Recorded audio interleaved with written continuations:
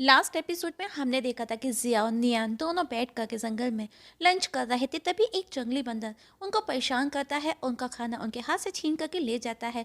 तो नियान को गुस्सा आया, वो उसे सबक सिखाने उसके पीछे जाती है। वो उसे बार बार चिढ़ाता, वो उसे बार बार पकड़ती, पर वो बंदर अचानक से भागते भागते एक पूल में जाकर के गिर जाता है। नियान भी उसके पीछे पीछे गई और पूल में गिर गई। और जियाओ भी उनको बचाने जाता है, लेकिन उसने नोटिस किया वहाँ आसपास अजीब सी एनर्जी थी जिसमें वो अनकॉन्शियस हो रहे थे, वो हिल भी नहीं पाते।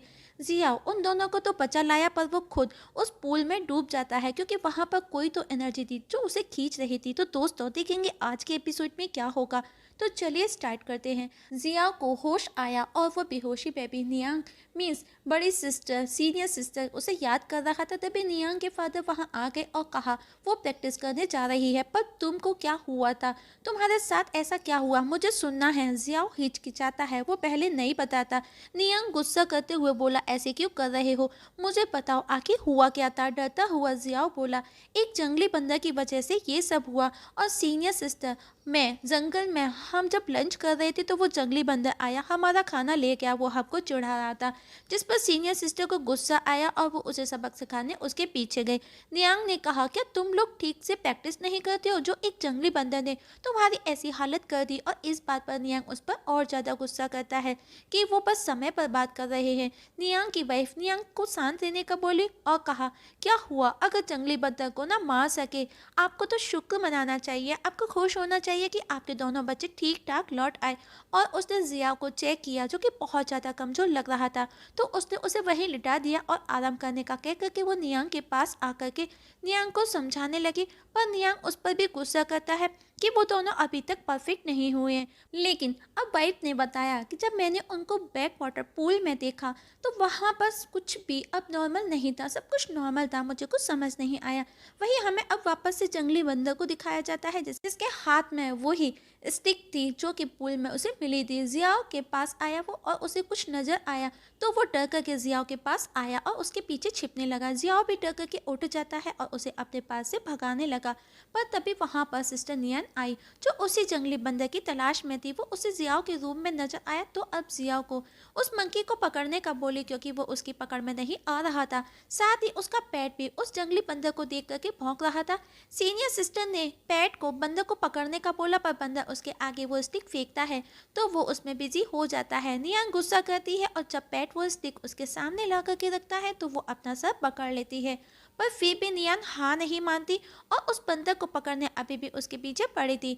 आखिर में बंदर को खेल लिया गया, एक तरफ से नियान और दूसरी तरफ से उसके पेट ने। लेकिन जैसे ही नियान बंदर को मारने को हुई तो जियाओ बीच में आकर के उसे रोकता है। ये देख करके बंदर जियाओ के पीछे छिप जाता है। पर नियान जियाओ पर नाराज तो थी लेकिन वो उसे कुछ नहीं बोली। जियाओ उसे थैंक्स कहता है। वो बंदर भी जियाओ के शोल्डर पर आकर के बैठ गया। जिया उसे साथ रखने का पूछता है। नियान पहले उसे मना करती है लेकिन जिया उसे वापस से रिक्वेस्ट करता है तो नियान भी हाँ कर देती है, लेकिन एक शर्त पर कि अगर वो उसे परेशान नहीं करता तो वो उसे रख सकता है। और जिया भी मान जाता है। अब वो भी वहाँ से चली जाती है। पेट भी मंकी को देख करके खुश था। अब वो मंकी जिया को वही स्टिक ला करके देता है। जिया और मंकी दोनों ही खुश थे। जिया उसका नाम ऐश रखता है।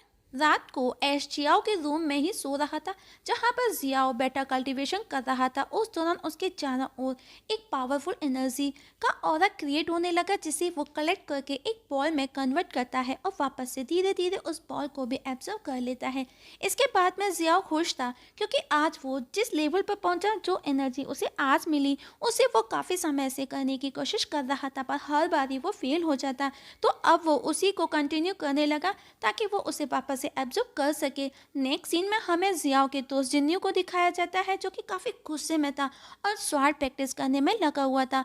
वो इतने गुस्से में था कि वो बस तलवार चलाए जा रहा था, उसका बिल्कुल भी फोकस नहीं था।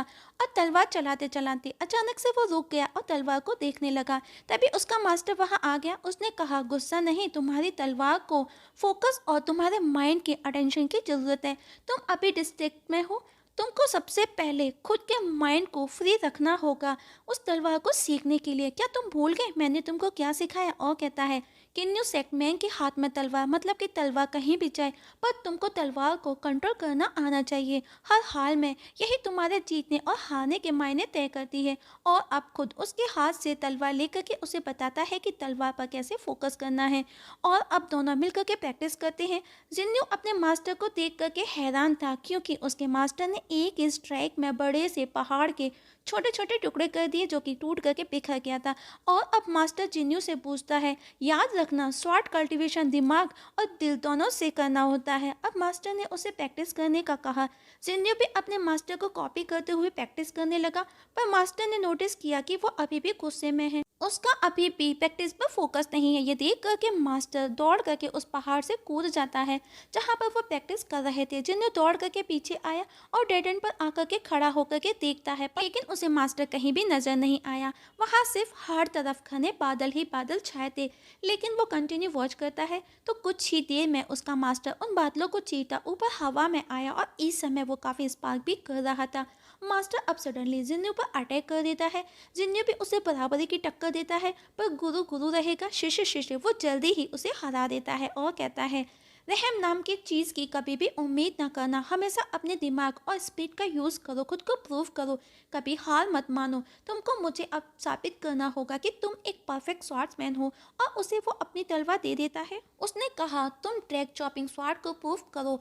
अब जिन्नू मास्टर की दी तलवार से प्रैक्टिस करता है। गुरु शिष्य दोनों ही प्रैक्टिस कर रहे थे। इस बार जिन्नू का प्रैक्टिस पर फुल फोकस था। ये मास्टर भी नोटिस करता है, और देखते देखते वो आसमान में चला जाता है। और उसके स्वार से एक ड्रैगन निकला, जो जिन्नू के चारों ओर ही खड़ा था। और कहीं दूर से दूसरी पहाड़ी से कोई तो था जो जिन्नू को देख रहा था। जिन्नू का मास्टर जिन्नू के स्किल को देख करके खुश था। उसने कहा, मुझे आइडिया नहीं था कि तुम इतने टैलेंटेड होगे। और कहता है, अब आज मैं तुम्हें किंग यू सेट की एक और सुप्रीम स्वॉर्ड टेक्निक सिखाऊंगा, क्योंकि खुद मास्टर भी जिन्नू के टैलेंट को देख करके सरप्राइज था। और अब मास्टर हवा में था, अपने आसपास एक ऑरा क्रिएट करता है। जियो टिआन जुआन शा टेक्निक को डिवाइन थंडर में ट्रांसफर करता है। वहाँ का नज़ारा देख करके जिन्नू भी हैरान था, और वो कंटिन्यू वॉच करता है, और देखते देखते जिन्नू बेहोश होकर के गिर जाता है। नेक्स्ट सीन में हमें दिखाया जाता है जियाओ को, जहाँ पर वो जंगली बंदर और वो उसका पेट भी था। जहाँ पर जियाओ कुछ पका रहा था, साथ ही उसके हाथ में एक बांसुरी भी थी। तो नियान का पेट उस पर भौंकता है। जियाओ ने कहा, ये स्पेशल सीनियर सिस्टर के लिए मैं बना रहा हूँ। तभी नियान वहाँ आई और वो उसकी बातें सब सुन लेती है। अब वो उसे पूछती है कि क्या है वो स्पेशल जो मेरे लिए तैयार कर रहा है, पर जिया उसे नहीं बताता। वो उसे बार बार बहाने बनाता, कभी खाने का बताता, कभी किसी और चीज़ का बताता। नियान भी उसके पीछे पीछे जाती है। दोनों भाग रहे थे एक दूसरे के पीछे, और इस भाग दौड़ में वो दोनों एक दूसरे के काफ़ी क्लोज आ गए। पर तभी अचानक से नियान जियाओ के पास से वो बांसुरी ले लेती है। पर जियाओ उससे वो बांसुरी छीनता है, और छीना झपटी में वो बांसुरी तंदूर में जाकर के गिर जाती है। तभी वहाँ पर एक बंदा आया। दोनों उसकी शक्ल देखते हैं, और वो बंदा उन दोनों को देखता है। और इस जगह हमारी आज की एक्सप्लेनेशंस खत्म हो जाती है। तो दोस्तों, देखेंगे नेक्स्ट एपिसोड में क्या होगा। आखिर जिन्नू ने ऐसा क्या देखा आसमान में कि वो देख करके बेहोश होकर के गिर गया। इसका पता हमें नेक्स्ट एक्सप्लेनेशन में लगेगा। तब तक के लिए नमस्कार।